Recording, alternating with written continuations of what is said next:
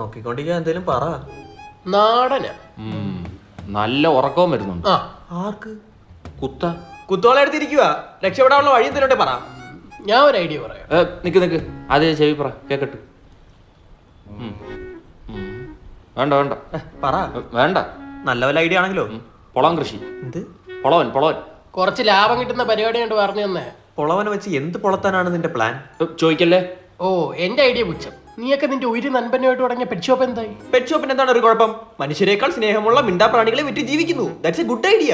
അപ്പൊ എന്റെ പൊളവൻ എന്താണ്? ബ്രിട്ടീഷ് ആക്സന്റ് സംസാരിക്കുന്ന ജീവിയാ? നിന്റെ കുടുംബത്താരേലും പൊളം കടിച്ച് മരിച്ച പൊളവൻ നേക്കുമ്പോ ഇത്ര വികാരം എന്താ? ഞാൻ ആ ജിറാഫിന്റെ കാര്യം ഒന്ന് മറന്നു വരുവാ.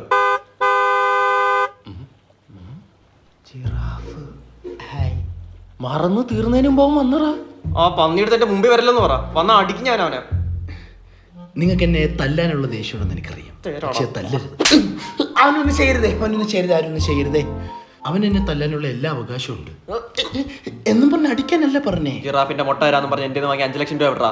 5 ലക്ഷം രൂപ ഞാൻ ജാഫർ ബായുടെ കൊടുത്തതാ ജിറാഫിന്റെ മുട്ടയ്ക്ക് വേണ്ടിയിട്ട്. എന്നിട്ട് പിന്നെ ഞാൻ അറിഞ്ഞത് ജിറാഫ് മുട്ട ഇടൂലെന്ന്. പിന്നെ നീ എന്തിനാ കോഴിമുട്ട നിൽക്കുന്നത്? അതിന്റെ മണ്ടയിലത്തെ കോഴിക്കാട്ടം കണ്ടപ്പോഴേ ഞാൻ അവനോട് ചോദിച്ചേ. അപ്പൊ അവൻ പറയാം ആർക്കും സംശയം വരാതിരിക്കാൻ വേണ്ടി കോഴിക്കുട്ടി വെച്ചിരുന്നേന്ന്. ചോദിക്കാൻ മറന്ന്. ആ കോഴി എവിടെ? ഞാൻ കൊന്നു. ആ കോഴി അവൻ കൊന്ന്. ഞങ്ങൾ പറഞ്ഞു അത് കോഴിയാന്ന്. യവ അത് വലിച്ചാ ജറാഫാന്ന് പറഞ്ഞ എന്റെ കഴുത്ത് വലിച്ചു അതിനെ കൊന്ന്. എനിക്കിപ്പോ കോഴിക്കറി കൂട്ടാൻ പറ്റുന്നില്ല, റോമയാണ്. അതുകൊണ്ട് പാൽഫോ ഷവായൊക്കെ കഴിക്കുന്നത്. അത് പോട്ടെ, സാരമില്ല. ഒരു സുഹൃത്ത് ബന്ധത്തിന്റെ അടിത്തറയിലാണോ നീ മുട്ട പുഴുങ്ങിയത്?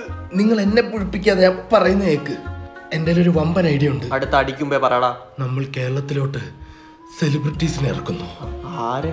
ആദ്യമായിട്ട് നമ്മൾ ഇറക്കാൻ പോകുന്നത് നമ്മുടെ സ്വന്തം ക്രിസ്ത്യാനോ റൊണാൾഡോ. അത് പൊളിച്ച്. ഇതൊക്കെയാണ് ഐഡിയ. അല്ല പുള്ളി എങ്ങനെ കൊണ്ടുവരും? എന്താ പ്രൊസീജിയർ?